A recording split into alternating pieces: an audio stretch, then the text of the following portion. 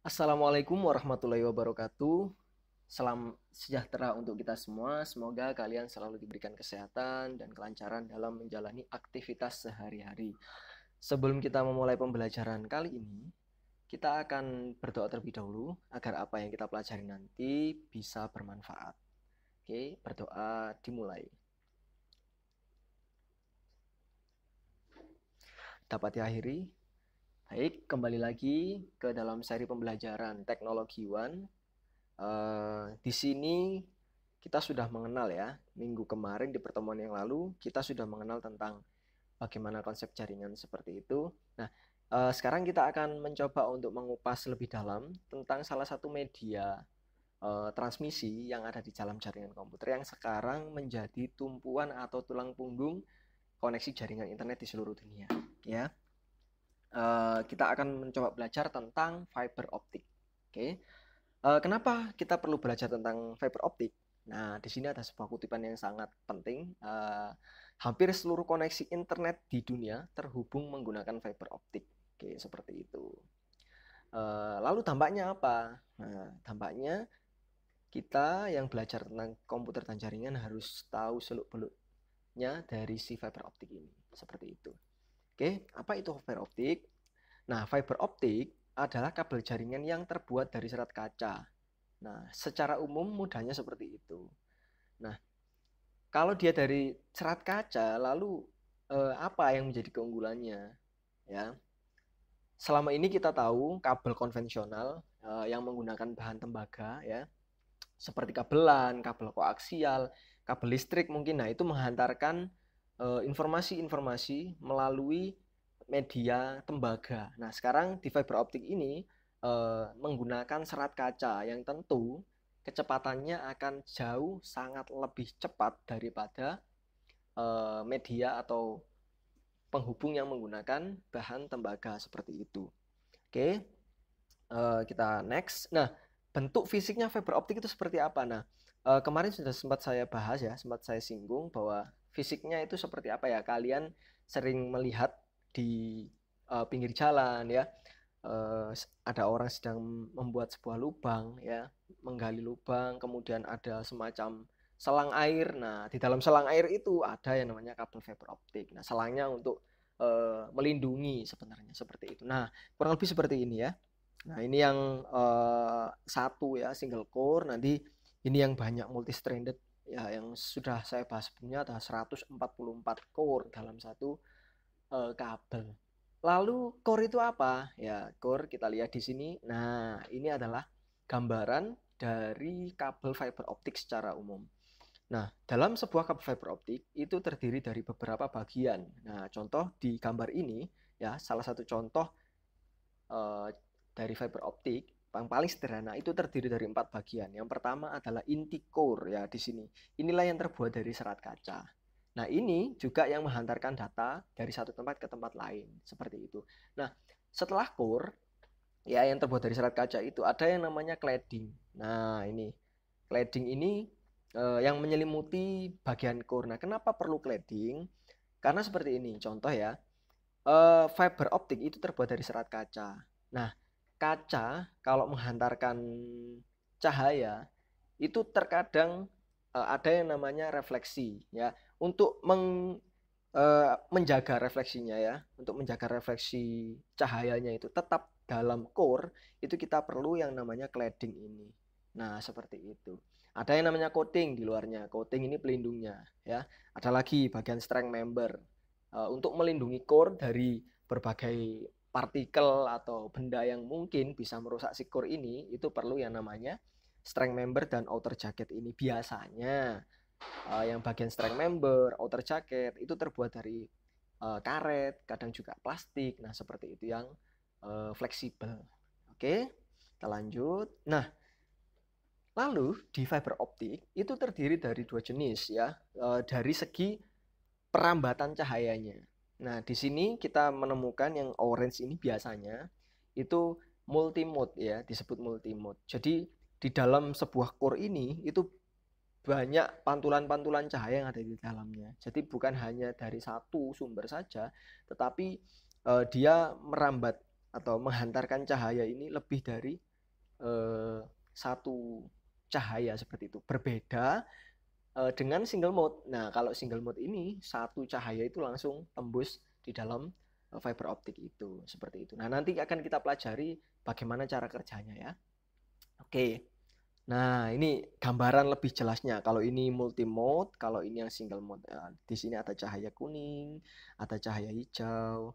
Nah, ini itu satu informasi yang dia independen atau berdiri sendiri. Jadi tidak ada kaitannya satu dengan yang lain. Kalau di bawah ini ya satu saja. Oke, lanjut. Lalu bagaimana cara kerja fiber optik? Sebelumnya kita sudah membahas yang tadi ya. Nah, fiber optik ini mentransmisikan data melalui media cahaya. Kalian bayangkan ya, misalnya kalian punya laser, ya kan, dulu yang sering mainan laser itu, ya laser yang kecil lalu ditembakkan bentuk macam-macam. Nah itu kan ketika kalian menyalakan laser itu, klik ya, kan langsung cahayanya tembus sampai di, mungkin kalau misalkan kalian arahkan ke tembok, dia langsung ke tembok. Satu kedipan mata itu sudah jauh ya, sudah sangat cepat sekali kecepatan cahaya itu. Nah, otomatis kecepatan internet ya yang dihantarkan oleh si fiber optik ini atau informasi yang melalui fiber optik ini itu menjadi sangat cepat juga. Oke, itulah mengapa sekarang bandwidth dari ISP itu besar-besar. Nah, kalau dulu mau bandwidth besar ya otomatis harus infrastrukturnya harus lebih besar juga. Nah, seperti itu kan. Oke. Nah, ini ya sebagai gambaran saja, ini rambatan cahaya. Yang merah ini rambatan cahayanya, ya arahnya. Katakanlah ini adalah sebuah data. Saya ingin mengirimkan data dari satu tempat ke tempat yang lain.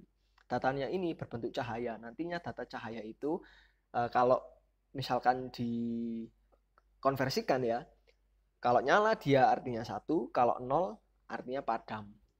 Gitu, satu dengan nol. Satu itu nyala, kalau nol itu padam. Nah, nanti informasi cahaya itu juga seperti itu, sangat cepat ya, berlalu sangat cepat di fiber optik ini. Oke. Nah, di sini ya, di sini ada berbagai macam metode atau berbagai macam jenis ya fiber itu. Ada yang langsung dari pusatnya itu sampai ke rumah, ada juga yang sampai di tengah-tengah membentuk sebuah jaringan induk lalu diteruskan dengan kabelan misalkan, itu konfigurasinya seperti itu. Nah, kita belajar coba ya, kita lihat. Nah, ini gambarnya ya, ada banyak sekali. Ada FTTH, FTTB, FTTC, dan FTTN. Apa itu? Nah, kalau misalkan kalian lihat yang di FTTH ini adalah fiber, itu yang langsung ya dari pusat, fibernya itu kabelnya, itu langsung ditarik sampai dengan ke dalam rumah, ke dalam modem internet kalian, seperti itu. Nah, kalau yang FTTB ini ya, ini biasanya sampai di gedung ya, dari pusat, katakanlah ini mall ya, dari pusat mereka sampai ke dalam sampai di depan gedung. Nah, dari depan gedung ini untuk masuk ke stand-stand yang ada di dalam gedung atau mall itu menggunakan kabel internet biasa atau kabel LAN ya, yang pakai tembaga itu. Entah itu Cat 5, entah itu Cat 6 dan seterusnya. Nah, begitupun juga dengan yang FTTC dan FTTN ini. Nah, kalau FTTN ini ya, semakin kalian lihat di sini yang merah ini kan artinya fiber, dia sampai ke rumah. Kalau ini sampai depan rumah saja. Kalau ini di tengah-tengah, mungkin di depan gang, lalu dari gang sampai ke rumah itu pakai kabel LAN atau kabel tembaga itu. Nah, kalau yang FTTN ini biasanya digunakan untuk sebagai jaringan yang induk ya, induknya misalkan dari Gudo ya, dari SMK Negeri Gudo ke SMK Negeri Mojagung ya. Itu kita menggunakan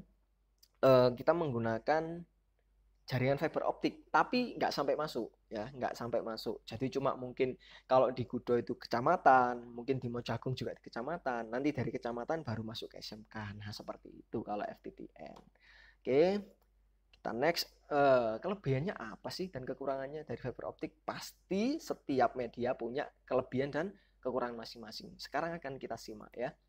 Nah, kelebihan fiber optik ini ada 5. Sebenarnya ada banyak, tetapi di sini akan saya contohkan ada 5. Yang pertama adalah bandwidth.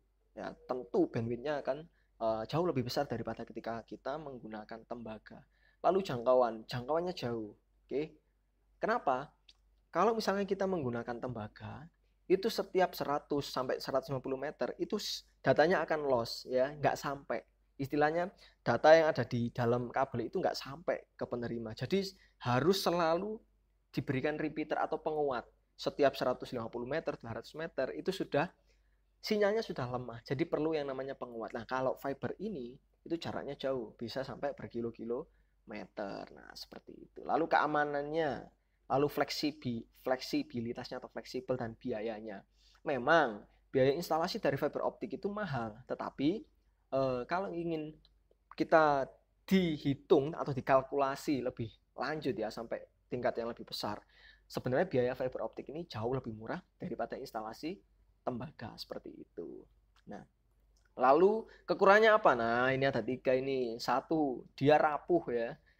Rapuh. Dia mudah patah karena kaca kan. Kalau kaca kalian tekuk ya otomatis dia patah seperti itu. Kalau tembaga kan enggak, dia bisa apa? Dilengkungkan dan seterusnya seperti itu. Biaya instalasinya mahal ya. Tadi biaya instalasi mahal, tetapi harga kabelnya itu murah daripada si tembaga. Perlu perawatan ekstra, pasti ya, karena dia tadi mudah patah dan rapuh, jadi perlu perawatan ekstra dan perlindungan ekstra seperti itu. Nah, oke, sampai di poin yang keempat yaitu peralatan pendukung instalasi fiber optik.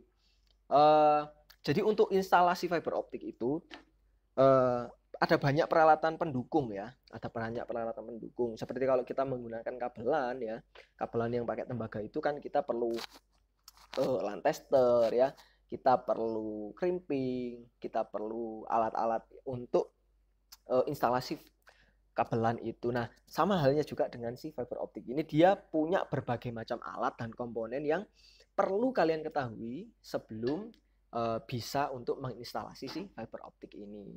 Kita coba ya, ada berapa sih? Ya, kita akan coba lihat alat yang umum digunakan. Sebenarnya banyak, tetapi yang akan saya bahas di sini adalah yang umum dan sering digunakan. Oke. Nah, yang pertama dan yang paling penting adalah splicer. Wah, apa itu splicer? Splicer atau yang biasa disebut fusion splicer itu adalah alat untuk istilahnya menyambungkan ya antara dua kabel fiber optik yang patah atau tidak tersambung. Nah, caranya gimana? Teknologi sekarang semakin canggih ya. Jadi fiber optiknya itu istilahnya ditempelkan seperti ini. Lalu ada proses-proses yang tidak bisa kita lihat ya di dalam splicer itu menggunakan sinar laser sehingga antara satu kabel dengan kabel lain atau satu core dengan core yang lain itu bisa saling terhubung, tersambung seperti ini. Nah, jadi dia bisa menghantarkan cahaya dengan baik seperti itu. Lalu kita next, di sini ada stripper. Kalau kita mengenal di kabelan itu kan ada tang crimping ya, sama. Di fiber optik juga sama. Ini pengupasnya. Jadi kan tadi ada beberapa lapisan ya di dalam fiber optik ini. Nah, alat ini, stripper ini itu untuk memotong dan mengupas kulit dan daging kabelnya ya. Mengupas saja loh, belum nanti dipotong. Ada alatnya sendiri. Alatnya apa? Kita lihat. Nah, ini alatnya. Nah, kenapa kita perlu yang namanya cleaver atau pemotong? Karena untuk menyambung satu core dengan core lain itu diperlukan ketelitian dan potongan yang sangat rapi ya. Jadi tidak bisa kita langsung potong dengan gunting gitu, kemudian kita fusion atau kita sambungkan dengan splicer tadi, nggak bisa. Jadi kita harus menggunakan alat yang namanya cleaver ini supaya potongan kabelnya itu benar-benar presisi menempel satu sama lain. Nah, seperti itu. Oke, kita lanjut. Ada UPM. Nah, kalau kita deal kabelan itu ada line tester. Nah, di sini fiber optik juga punya alatnya, tapi bukan line tester, tetapi UPM. Ya, bukan UPM yang di ujung timur itu ya, tetapi optical power meter. Alat ini berfungsi untuk mengetahui seberapa kuat ya daya dari sinyal cahaya yang sudah masuk. Apakah normal, apakah kurang dari ketentuan atau standarnya, atau malah lebih atau bagus sekali. Nah, itu bisa kita lihat dari OPM. Misalkan kita setelah menyambungkan kabel tadi, nah kita ingin melihat kualitas dari si kabel yang sudah disambung ini seberapa sih? Nah, kita bisa menggunakan OPM. Setelah OPM ada lagi alatnya namanya OTDR. Nah, ini alat yang cukup canggih juga karena di sini dia punya 3 fungsi untuk kabel fiber optik. Yang pertama adalah mengukur panjang kabel FO. Jadi misalkan ya, kita memasang kabel FO dari SMK Negeri Hudo menuju ke kelenteng ya, kita bisa mengukurnya berapa sih panjangnya dengan menggunakan OTDR ini. Nah, kalau di tengah-tengah kabel yang kita pasang dari SMK Negeri Gudo ke kelenteng Gudo ternyata ada yang patah, otomatis kan kesulitan loh kita ingin melihat satu persatu. Setiap 1 meter kita cek kan nggak mungkin ya. Kita perlu yang alat yang namanya OTDR ini, dia bisa mendeteksi dan memperkirakan kira-kira dari SMK Gudo ini berapa meterkah kabel fiber optik yang patah dari sini. Katakanlah 100 meter. Oh, mungkin di depan pasar Gudo. Seperti itu. Itu bisa dilakukan oleh si OTDR ini. Dan yang terakhir, sorry ya, ini bukan OTDR. Ini mudahnya adalah sebuah senter ya. Mudahnya adalah sebuah senter. Nah, fungsinya apa senter ini? Nah, untuk kita menguji coba ya, menguji coba di dalam core itu ya, core-nya si fiber optik ini kita masukkan ke dalam ini ya, kita masukkan ke dalam sini, lalu kita nyalakan, cahayanya akan melintasi si kabel fiber optik itu sehingga kita bisa tahu. Nah, di sini ada keterangannya. Laser akan mengikuti serat optik pada kabel fiber optik ya. Bila core tidak bermasalah, laser akan sampai pada titik tujuan. Jadi kalau kita tes gitu ya, kita bayangkan dari TKJ lalu ke perbankan gitu ya, kita bisa ngecek, narik kabel gitu, lalu kita center dengan menggunakan VFL ini, namanya VFL. Nanti akan saya ganti ya, seperti itu. Ini fungsinya untuk mengecek juga. Nah, ini biasanya sangat penting ya, karena ini adalah alat yang sangat berguna ketika nanti instalasi fiber optik. Nah, apakah hanya 6 tadi? Tentu tidak. Ada banyak sekali peralatan-peralatan di fiber optik, tetapi akan kita bahas ketika nanti pertemuan tatap muka seperti itu.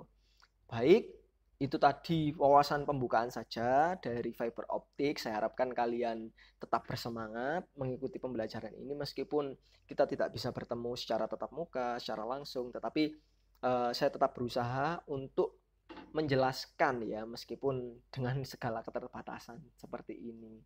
Oke, saya harap nanti kita bisa bertemu dan berjumpa lagi untuk melanjutkan yang kemarin sudah kita buat kabelan itu, nanti kita juga buat kabel fiber optik juga karena di sini sarana dan prasarannya sudah lengkap.